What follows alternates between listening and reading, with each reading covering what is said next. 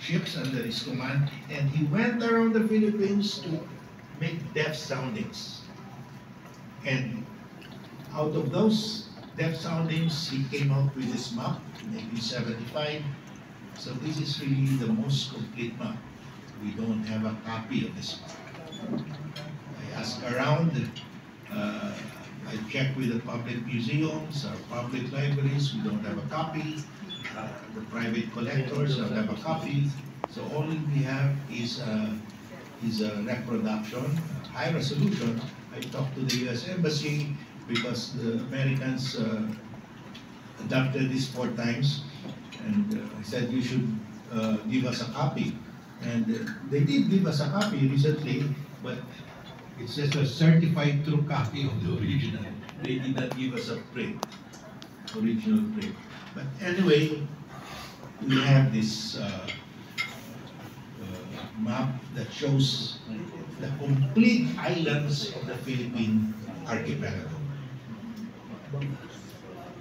Okay, so if you look at this is I got this from an auction house, downloaded it.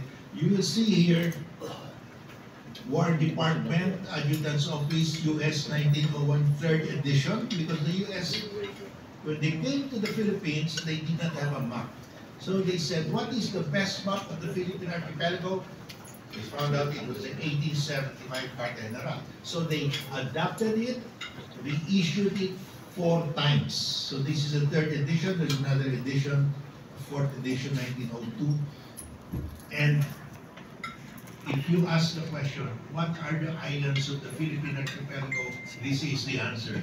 It's in this map, 1875 Carta General. But we don't have an original print because we have forgotten about this map. Nobody teaches this Treaty of Paris, Treaty of Washington. Nobody teaches this map. We don't have a copy here. But that is the title to the Philippine archipelago. And we don't have a copy. And nobody seems to remember this map. Now, the US, because when they came here, they didn't have a copy of, they didn't have a map. They just said, okay, what is the best map of the Philippine archipelago? This is 1875. So they reprinted it 4 times, adapted it 4 times. They just added the telegraph lines, cable lines, Eastern Cable, military departments. They issued it 4 times.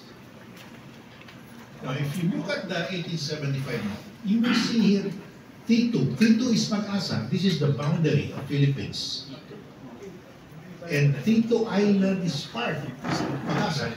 Loita, that is Kota, we call it Kota. And Ito Aba is here. Ito Aba is the largest island. It's about 46, 47 hectares. That's presently possessed by Taiwan.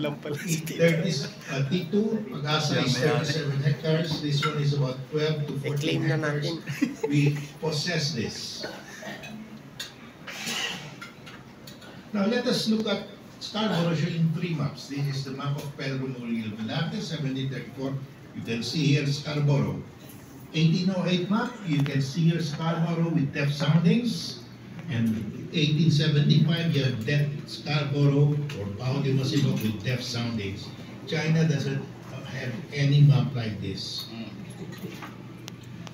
Now, if you go to the Kalayaan Island Group, because we do not actually claim the entire Spratlys, because somebody made a mistake in 1978 when we issued the PD 5096. They excluded Spratly Island here. That's the KIG lines. So we only claim of the island in the Spratlys, all islands within the KIG lines. Somebody made a mistake, did not claim the Spratly Island.